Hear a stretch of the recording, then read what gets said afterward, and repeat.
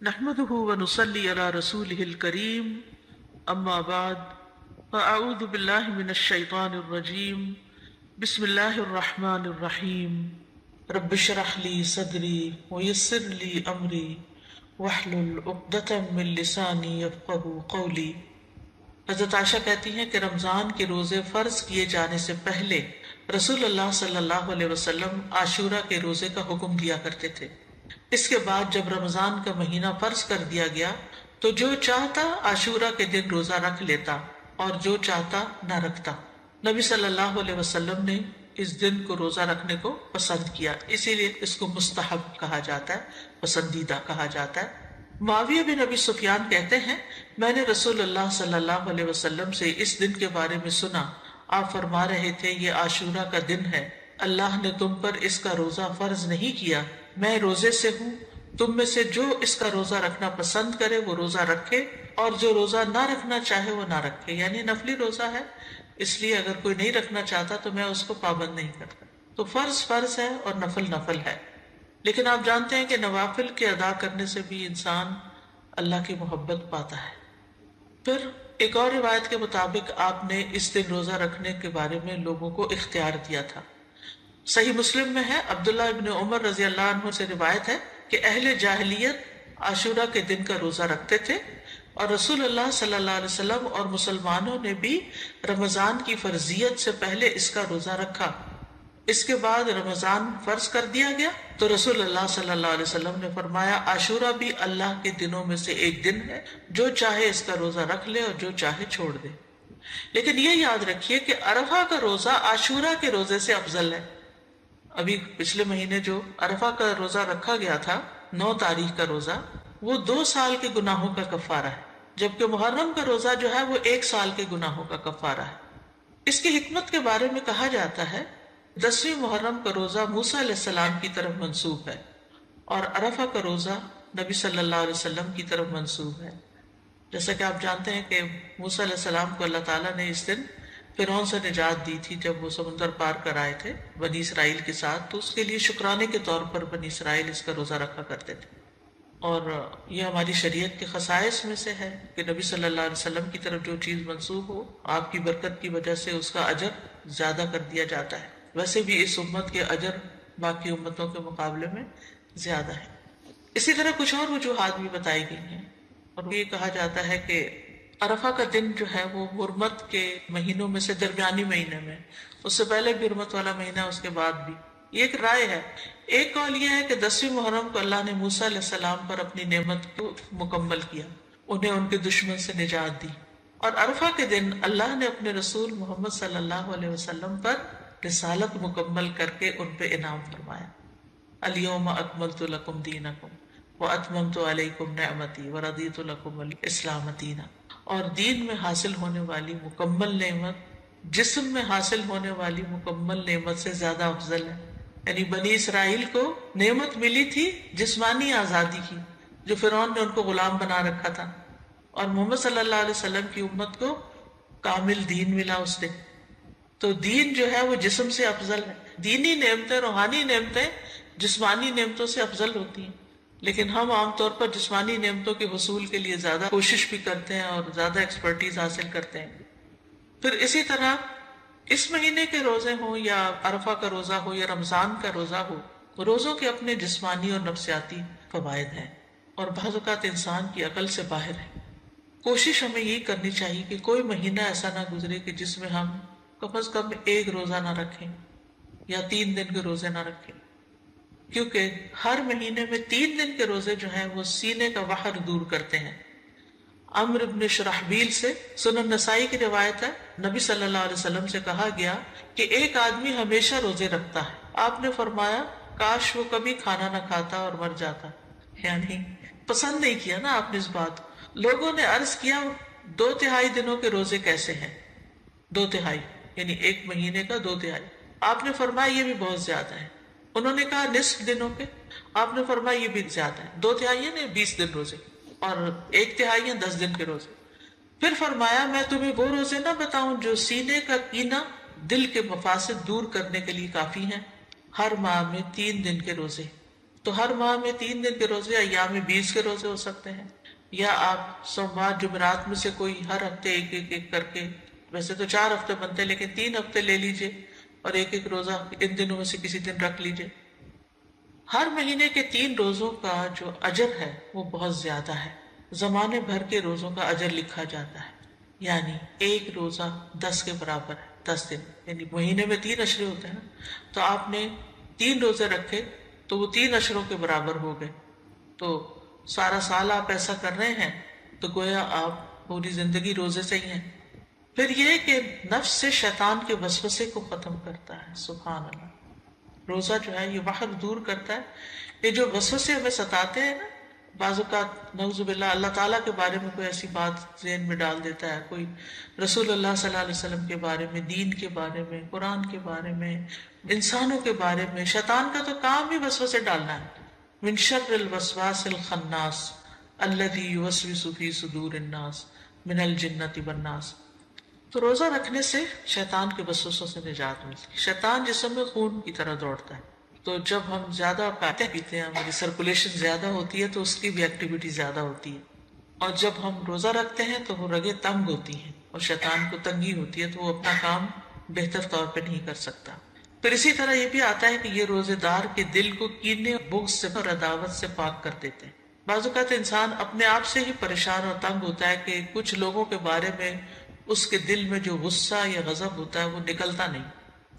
اسی ہفتے ہم نے سورۃ محمد میں اللہ یخرج اللہ اضغانکم، ضغن کی بات پڑھی اور ضغن کی تعریف بھی پڑھی کہ ایسی نفرت جو انسان دل سے نہ نکال سکے، یعنی وہ دل کے اندر رہے۔ کسی انسان نے کبھی زندگی میں آپ سے کوئی زیادتی کر لی، انسان ہونے کے ناطے زیادہ ہی زیادتی کر لی، اب وہ آپ کو کبھی بھولتی نہیں، اور آپ بار بار اپنے آپ کو یہ یاد دلاتے ہیں میں تو اس کو کبھی بھول نہیں سکتی، اس کو میں نہیں بھول سکتی، یہ تو میرے حافظے سے جاتا ہی نہیں۔ اچھا پھر کیا ہوتا ہے، بیٹھے بیٹھے بھی اگر آپ کو وہ دکھ یاد آئے تو آپ رونا شروع کر دیتے ہیں اور آپ پریشان ہوتے ہیں۔ تو ایسے سارے بوجھ اتار دینے چاہیے دل سے، یعنی بجائے اس کے کہ انسان ان کو پالے اور غمگین رہے اور پریشان رہے، ہلکا پھلکا رہے۔ لیکن یہ اتنا آسان نہیں ہے۔ اس میں ایک تو یہ ہے کہ انسان اپنے آپ کو پازیٹیو سٹروکس دے کہ میں نے معاف کر دیا، میں معاف کر دوں گی، میں اپنے دل سے نکال دوں گی، مجھے اس سے کچھ لینا دینا نہیں، مجھے اس کا بدلہ نہیں لینا، میں اس کو معاف کر رہی ہوں، اللہ مجھے معاف کر دے، میں اپنے دل سے نکال رہی ہوں۔ یعنی باقاعدہ پھر وہ امیج بنتے ہیں کہ نکال دیا نکال دیا نکال دیا، اور اس میں روزے آپ کو مدد دیں گے کہ آپ ان مصیبتوں سے باہر نکلیں۔ پھر یہ روزے دل کو نرم کرتے ہیں، سختی ختم کرتے ہیں، پریشانی اور کدورت کو دور کرتے ہیں، سینے کو خوشی سے بھر دیتے ہیں۔ یعنی انسان کے جسم کے اندر کچھ ہارمونز ایسے پروڈیوس ہوتے ہیں کہ جو اس کی تکلیف کو دور کرتے ہیں، نہ صرف جسمانی بلکہ اس کے ساتھ ساتھ پریشانی بھی دور ہوتی ہے۔ دل کے غم اور رنجیدہ ہونے کا مؤثر علاج ہے، یعنی جس کا دل اکثر غمگین رہتا ہو، اٹھتے بیٹھتے کبھی کسی کی یاد ستائے، کبھی کسی کا رویہ ستائے، تو اس کو یہ پریکٹس شروع کرنی چاہیے، یعنی روزے رکھنے چاہیے۔ اب تو بہت سی اس پہ تحقیقات بھی ہو چکی ہیں کہ بہت سے جسمانی امراض کے لیے، فزیکل ایلمنٹس کے علاج کے لیے روزے جو ہیں یہ بہت فائدہ دیتے ہیں۔ خاص طور پر 3 روزے مہینے کے جو ہیں سینے کا وحر دور کرتے ہیں، وسوسہ، کینہ، عداوت، غصہ، کڑنا، جلنا، دل کی سختی، کدورت، یہ ساری چیزیں رفع دفع ہو جاتی ہیں ان روزوں کی برکت سے۔ امام سیوطی جو ہیں وہ نسائی کی شرح میں وحر الصدر جو ہے اس کے بارے میں کہتے ہیں کہ النہایہ ایک لغت کی کتاب ہے، اس کے مصنف کہتے ہیں یعنی یہ کینے اور وسوسے سے باہر ہوتا ہے۔ ایک قول ہے یہ کینہ اور غصہ ہوتا ہے، ایک قول ہے کہ اس سے مراد عداوت ہے، ایک قول ہے اس سے مراد شدید ترین غصہ ہے۔ سندھی کہتے ہیں یہ روزے ان کیفیات کو ختم کر دیتے ہیں، یعنی وسوسوں وغیرہ کو ختم کر دیتے ہیں، کدورتوں اور سختیوں کو ختم کر دیتے ہیں۔ لیکن روزہ اللہ کی خوشنودی کے لیے رکھنا چاہیے، اس نیت سے نہیں رکھنا چاہیے کہ میرے سینے کا کینہ دور ہو جائے۔ یہ یاد رکھیں، عبادت ساری کی ساری اللہ کی رضا کے لیے ہونی چاہیے، ثواب حاصل کرنے کی نیت سے ہونی چاہیے۔ یعنی جو روزہ رکھنا چاہتا ہے اس کے لیے ضروری ہے کہ وہ خالص اللہ کی رضا اور ثواب طلب کرنے کی نیت سے روزہ رکھے۔ جو صرف بیماریوں کی شفا کے لیے روزہ رکھے گا یا وحر دور کرنے کے لیے روزہ رکھے گا تو وہ قبولیت کی شرط کو کھو دے گا، کیونکہ جو کام اللہ کے لیے نہ ہو وہ فائدہ نہیں دیتا۔ تو بہرحال 10ویں محرم کے دن کی ہم بات کر رہے تھے اور روزے کی بات کر رہے تھے۔ تو 10ویں محرم کا دن جو ہے ہر دور کے مسلمانوں کے درمیان ایک تعلق بھی قائم کرتا ہے۔ صحابہ نے رکھا، پھر تابعین نے، پھر تبع تابعین نے، پھر امت کے باقی نیک لوگوں نے، پھر آج ہم بھی رکھ رہے ہیں، تو ہم سب کا ایک کنیکشن ہو جاتا ہے، نیکی کے کام میں ایک تعلق ہو جاتا ہے، اور ہمارا جو ایک ایمانی بھائی چارہ ہے اس کو وہ عملاً ثابت کرتا ہے۔ والمؤمنون والمؤمنات بعضهم اولیاء بعض، مومن مرد اور عورتیں ان کے بعض بعض کے دوست ہیں، اور یہ دوستی صرف اپنے زمانے کے لوگوں کے لیے نہیں بلکہ پیچھے سے چلی آ رہی۔ اور 10ویں محرم کا دن شکر ادا کرنے اور مصیبتوں میں اللہ سے مدد طلب کرنے کا دن ہے۔ اس دن موسیٰ علیہ السلام سے ان کی قوم نے کہا انا لمدرکون، سورۃ الشعراء کی آیت نمبر 61 ہے۔ تو موسیٰ علیہ السلام نے جواب دیا کلا ان معی ربی سیہدین، ہرگز نہیں، بے شک میرے ساتھ میرا رب ہے، وہ مجھے ضرور راستہ بتائے گا، وہ میری مدد کرے گا۔ تو بہرحال جب قوم پار ہو گئی تو پھر موسیٰ علیہ السلام نے شکرانے کے روزے کے لیے کہا۔ جاہلیت میں لوگ اس دن کی تعظیم کرتے تھے اور اس دن کعبے کا غلاف پہناتے تھے، یعنی یہ دن انہوں نے کعبے پر غلاف پہنانے کے لیے خاص کیا ہوا تھا۔ حضرت عائشہ کہتی ہیں کہ لوگ رمضان کے روزے فرض ہونے سے پہلے عاشورہ کا روزہ رکھتے اور اس روز کعبہ کو غلاف پہنایا جاتا تھا۔ تو بہرحال 10ویں محرم کا روزہ تعظیمی اور شکرانے کا روزہ ہے، اور یہ ایک یاد دہانی ہے کہ کس طرح اللہ تعالیٰ نے موسیٰ علیہ السلام کو نجات دی اور ان کے دشمنوں کو ہلاک کیا، اور یہ اس بات کی بھی یاد دہانی ہے کہ اللہ تعالیٰ کس طرح مومنوں کی مدد کرتا ہے اور مومنوں کے دشمنوں کو غارت کر دیتا ہے۔ اس مہینے میں کچھ بدعات وغیرہ بھی رائج ہیں، اور کچھ لوگوں نے اس مہینے کو حضرت حسین رضی اللہ تعالیٰ عنہ کے ساتھ خاص کر دیا ان کی شہادت کے واقعے سے۔ ان کی شہادت تو بعد بھی ہوئی، اور یہ جتنی باتیں میں نے آپ کو بتائی ہیں یہ ان سے پہلے کی ہی ہمارے دین میں موجود ہیں۔ تو ہمیں یہ دیکھنا چاہیے کہ شہادت جو ہے وہ حضرت عمر کی بھی ہوئی ہے، حضرت عثمان کی بھی ہوئی ہے، حضرت علی کی بھی ہوئی ہے، حضرت حسین رضی اللہ عنہ کی بھی ہوئی ہے، ان کے گھر والوں کی بھی ہوئی ہے، اور بھی امت میں بہت سے لوگوں کی ہوئی۔ جنگ بدر میں کچھ لوگ شہید ہوئے، جنگ احد میں بہت سے لوگ شہید ہوئے۔ تو شہادت تو ایک بہت اعلیٰ درجے کا مقام ہے، اور جو اللہ تعالیٰ کے پاس شہید ہو کر پہنچتے ہیں یستبشرون بنعمت من اللہ، وہ اللہ کی نعمتیں جو ان کو وہاں ملتی ہیں ان پر خوش ہوتے ہیں۔ تو اس لیے ہمیں ان کے لیے دعا کرنی چاہیے، لیکن دین میں ایسے کام نہیں کرنے چاہیے جو نبی صلی اللہ علیہ وسلم نے نہیں کیے، بلکہ ان سے منع بھی کیا۔ آپ صلی اللہ علیہ وسلم نے فرمایا وہ شخص ہم میں سے نہیں جو اپنے رخسار پیٹے، کپڑے پاڑے اور جاہلیت کی باتوں کی طرح باتیں کرے۔ مومن مصیبت کے وقت صبر کرتا ہے، اجر کی نیت رکھتا ہے، تقدیر پہ راضی رہتا ہے۔ تو اس دن کو نہ ہی جشن کا دن بنانا چاہیے اور نہ ہی غم کا دن بنا لینا چاہیے، بلکہ وہ کرنا چاہیے جس کی ہمیں قرآن و سنت سے تعلیم ملتی ہے۔ بس دعا ہے کہ اللہ تعالی ہمیں روزے رکھنے کی توفیق عطا فرما دے، کیونکہ واقعی یہ ایک بڑا جہاد ہے نفس سے، اور خاص طور پر جب انسان بیمار ہو جاتا ہے تو اس صورت میں اور بھی مشکل ہو جاتا ہے، اور جو عمر بڑھتی جاتی، لیکن اگر عادت پڑ جائے تو پھر انسان کے لیے آسان ہو جاتا ہے۔